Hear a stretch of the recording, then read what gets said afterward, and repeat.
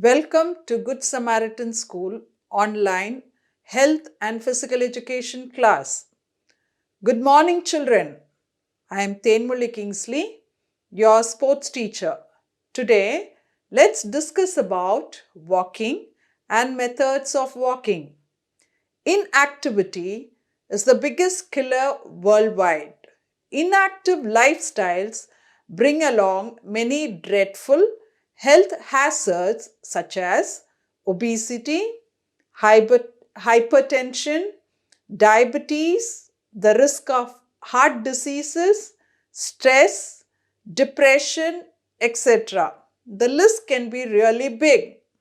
Following an active lifestyle with making a habit of daily physical activity in the form of exercise like jogging, walking, running can keep many such health hazards away. Any kind of physical activity is beneficial for our body, but walking is just even more useful since it is easy to do, no special training or guidance is required, it is free, it is low impact exercise and less likely to injure your joints and ligaments. It does not require any special clothing and it costs nothing. No age limits and workouts maximum number of muscles in your body at the same time. Walking is one of the most powerful ways to lose weight, stay healthy, and live longer. This is so shockingly simple, even a toddler can do it. All you have to do is put one foot in front of the other. Plus, it has tremendous benefits from supporting a healthy immune system to boosting your metabolism to strengthening your joints, muscles, and bones. In addition to being an easy aerobic exercise, walking is good for you in many other ways. The faster, farther, and more frequently you walk, the greater the benefits. Warming up before the walk and cooling down after the walk are important part of planning a walking routine. Warm up. As you all know, the best way to warm up is to walk slowly. Start off each walk at a leisurely pace and to give your muscles time to warm up for 5 to 10 minutes. Afterwards, gently stretch your leg muscles, particularly your calf muscles and front and back thigh muscles. Stretches should be held for about 20 seconds and then pick up speed. After the walking, you have to cool down. At the end of your walk, walk slowly for 5 to 10 minutes to help your muscles to cool down. A gradual cool down will also prevent muscular stiffness and injury. After you cool down, gently stretch your muscles. Now, how to walk properly? There is a technique for that, proper walking technique. Turning your normal walk into a fitness stride requires good posture and purposeful movements. Ideally, here is how you will look when you are walking. Hold your head high. Look forward and keep your chin parallel to the ground. Keep your neck, shoulders, and back relaxed. Swing your arms freely with a slight bend in your elbows. Keep your stomach muscles slightly tightened and your back straight, not arched forward or backward. Walk smoothly. Roll your foot from heel to toe. There are many methods of walking. Here, we'll discuss about few methods. They are brisk walking, hill walking, interval walking, and treadmill walking. Walking is one of the easiest ways to add exercise to your day and to burn fat. The recommended amount of walking for weight loss is 60 minutes a day.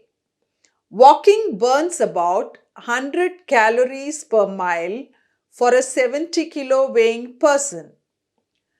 Brisk walking means walking fast enough to make you feel slightly breathless, but yet comfortable enough to have a conversation with a companion at the same time. It should not be too slow or too fast. It is a low impact sport suitable for everyone, regardless of your fitness level. Brisk walking burns about 140 calories in 30 minutes. Brisk walking helps to reduce your risk of high blood pressure, high cholesterol, and diabetes. It strengthens your heart and it increases the lifespan, and it burns off excess calories and helps to reduce weight. Hill walking. Walking on hills and mountains is a recreational outdoor activity. This will help you to tone the legs. Hill walking burns about 430 calories in 60 minutes for a 70 kilo weighing person. Hill walking strengthens leg muscles. It burns more calories. It helps to lose weight rapidly. Hill walking is a great way to get your body into shape. Interval walking. Interval walking is a form of exercise involving alternating intervals of fast and slow paced walking. Here, you need to walk as fast as you can for 20 seconds, then walk at moderate pace for 40 seconds and repeat the procedure for 20 to 30 minutes. Each interval is timed so that it is not too long and you won't get exhausted. Interval walking burns about 480 calories in 60 minutes and for a 80 kilo weighing person. Interval walking helps to improve athletic performance. It decreases body fat and blood sugar. It reduces cancer up to 50% compared with those who don't exercise at all. It enhances your mood and may reduce depression and anxiety. It improves endurance at speed. It reverses faltering memories in people over age 50. Treadmill walking. Treadmill walking is a modern technique which will help you create a 30-minute workout to help improve your heart health, burn calories, and improve your sports performance. One of the most popular types of home exercise equipment is treadmill, which provides a straightforward, efficient aerobic workout. It helps to avoid injuries like muscle soreness and knee pain.